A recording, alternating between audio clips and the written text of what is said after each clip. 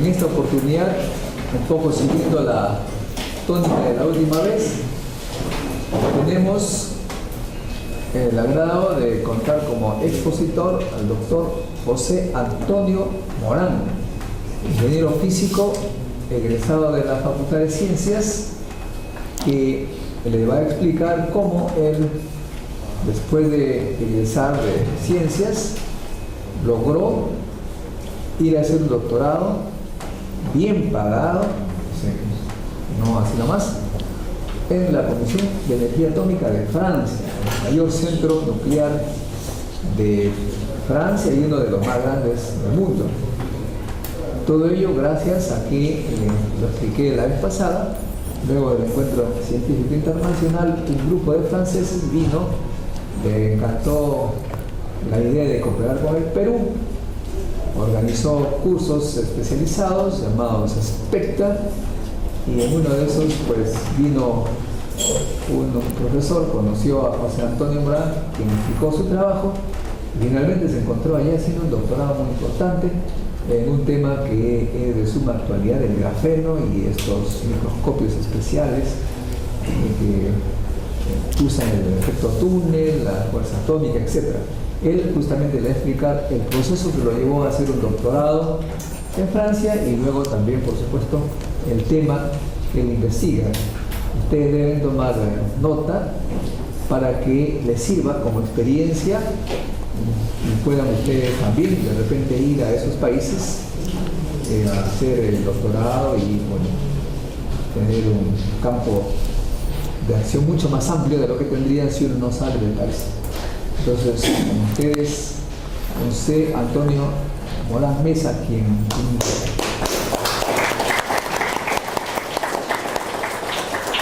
ya.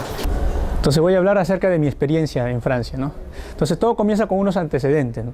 Y los antecedentes son de un poco salir de la timidez y discutir o conversar con los profesores que están a cargo de diferentes laboratorios, en este caso en mi universidad, fue así, donde pregunté qué líneas de investigación se están desarrollando actualmente. Además, así preguntando a diferentes profesores, ustedes van a tener un panorama amplio de las diferentes oportunidades o temas de interés específico para cada uno de ustedes. Luego, no dudar en lo que es participar, ¿no? En convocatorias donde a veces se solicite estudiantes que quieran trabajar en temas de investigación, ya sea teóricos o experimentales, los cuales son temas ya dados por los profesores, ¿no? Que proponen esa convocatoria. Y luego, en tercer lugar, es también tratar ya de descubrir sus habilidades, ¿no? Fuera de los cursos que ustedes puedan desarrollar en el pregrado, fuera de esos conocimientos, ustedes también tienen que saber, ¿no? De pensar, reflexionar hacia dónde quieren ir, ¿no? En qué dominio ustedes son bastante capaces o bastante competentes, ¿no? Entonces eso yo me di cuenta a partir ya de comenzando el octavo ciclo, ¿no? Y uno de mis, más que todo de mis desarrollos fue fuera del conocimiento de la física, ¿no?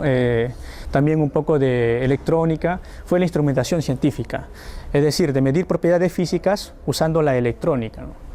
Y también lo que más un poco me enfocó a desarrollarme o a empaparme en lo que es la nanotecnología fue la parte experimental, con un conocimiento básico de lo que es la microscopía electrónica de barrido, que es el SEM, y la microscopía electrónica de transmisión, donde en esa formación yo pude tener el acceso a preparar muestras, ¿no? Para cada tipo de microscopía. Entonces, ese conocimiento o ese background un poco previo me llevó a realizar diferentes trabajos de investigación, entre los cuales destacan la formación de síntesis de partículas monodispersas, ¿no? De dióxido de cobre, que fue llevado cuando vinieron un grupo de 4 científicos argentinos a la UNI a brindar un curso en este caso, nanociencias, ¿no? El primer paso hacia la nanotecnología.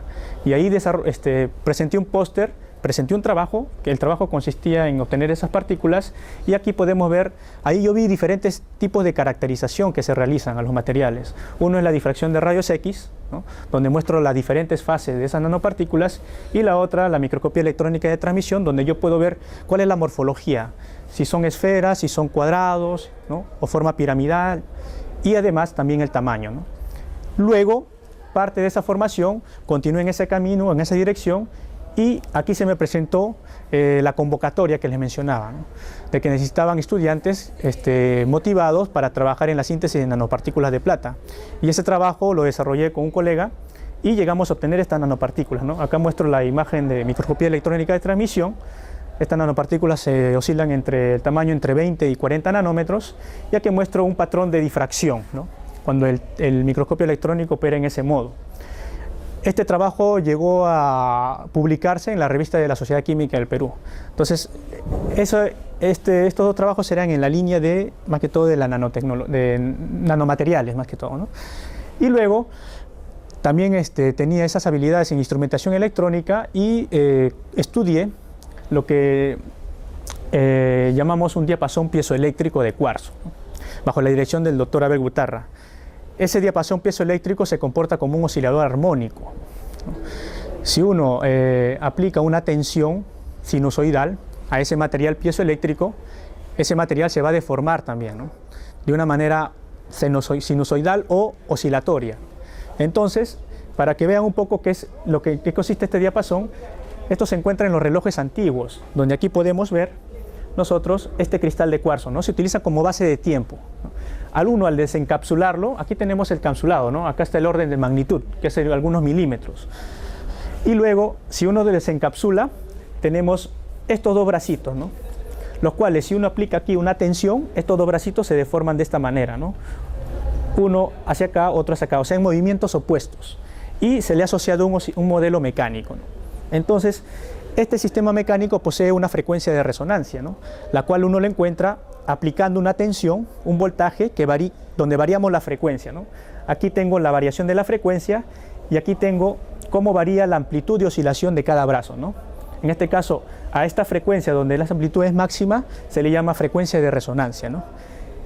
Y este trabajo lo hice con el diapasón dentro de una cámara, y en esa cámara yo variaba la presión. Entonces yo obtenía la respuesta mecánica, ¿no? Para diferentes presiones. Entonces, el diapasón piezoeléctrico lo estudié porque era un elemento, un sensor utilizado mucho en la microscopía de fuerza atómica. Y ello me llevó a trabajar a una propuesta desarrollada por el doctor Abel Gutarra para poder trabajar en la construcción de un microscopio de fuerza atómica basado en este sensor, ¿no?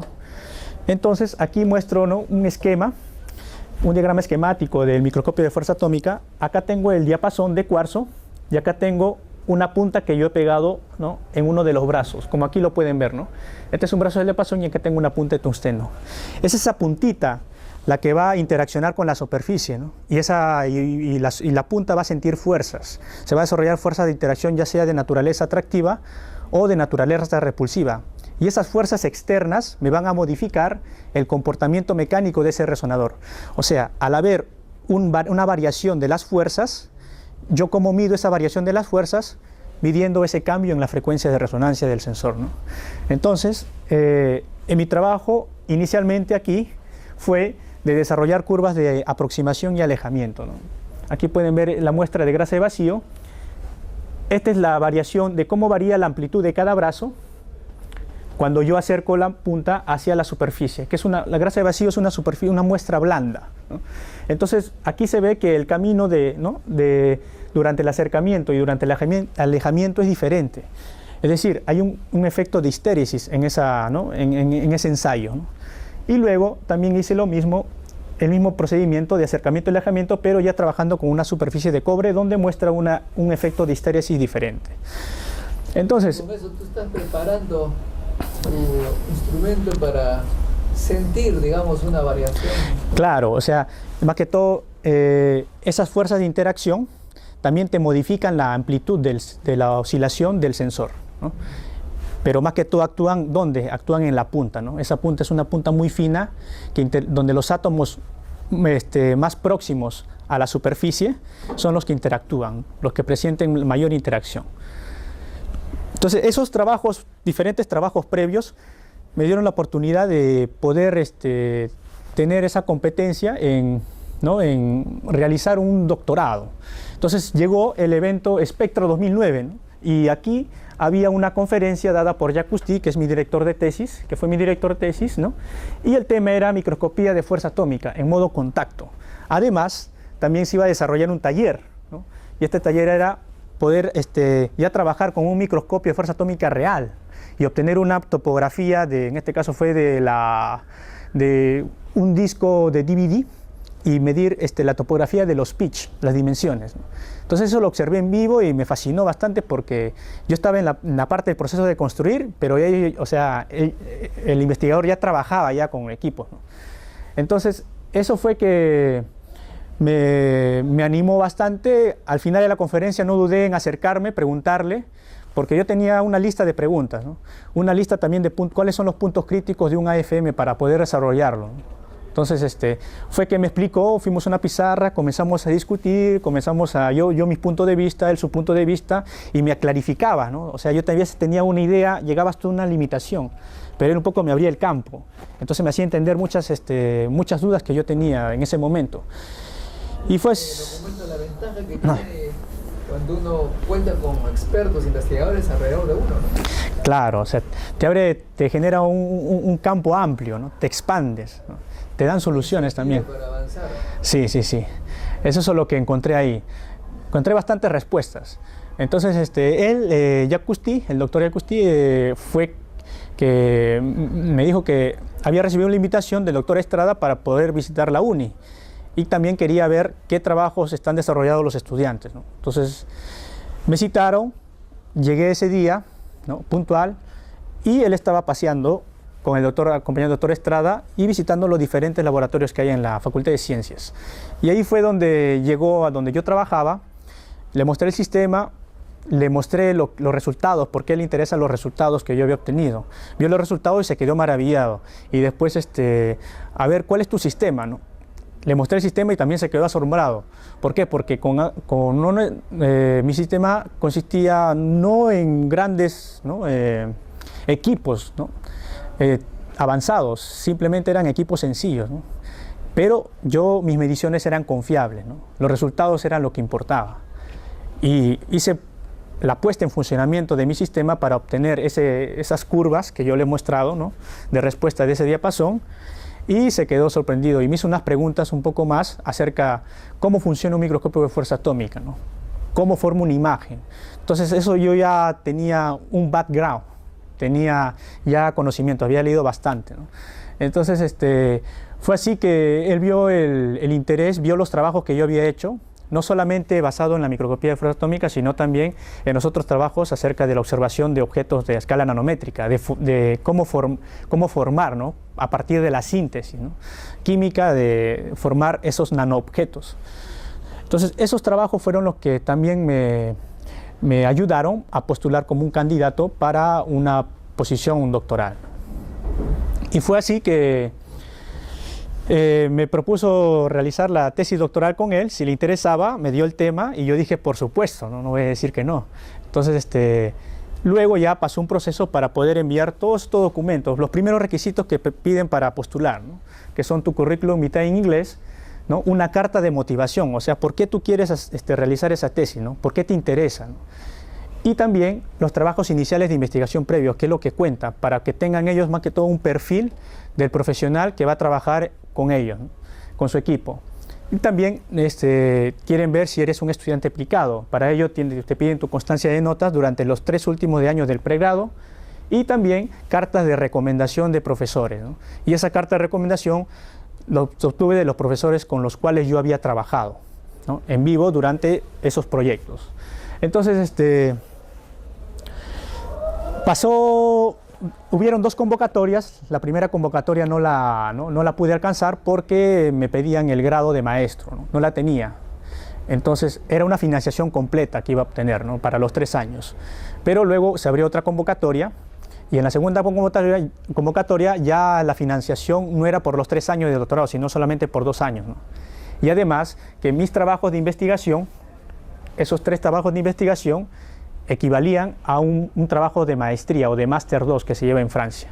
Pero también tenía que mostrar mi título de grado de maestro, ¿no? Con el compromiso de realizar una tesis y sustentarla. Y eso fue lo que hice, ¿no? pasó desde que yo, ¿no?, recibí esa oferta de realizar un postdoctorado, pasó 1 año y 3 meses, hasta que yo ¿no?, ya sea aceptado en la universidad, no, sea aceptado como candidato para poder desarrollar la tesis doctoral, y luego ya vino lo que es el proceso de, ¿no?, después de la aceptación, que es la inscripción en la universidad extranjera, que era la Universidad de París-Sorbonne y la de Ingeniería, y luego también mostrar los grados, ¿no?, los grados obtenidos de bachiller y de maestría. No me pidieron la titulación, allá solamente piden el grado de bachiller y de maestría solamente, ¿no? La titulación vale para aquí, para poder trabajar aquí en el Perú. Entonces, y no olvidar que sean traducidos oficialmente, ¿no?, en el idioma francés. Y luego ya viene el certificado de nacimiento y certificado médico, ¿no?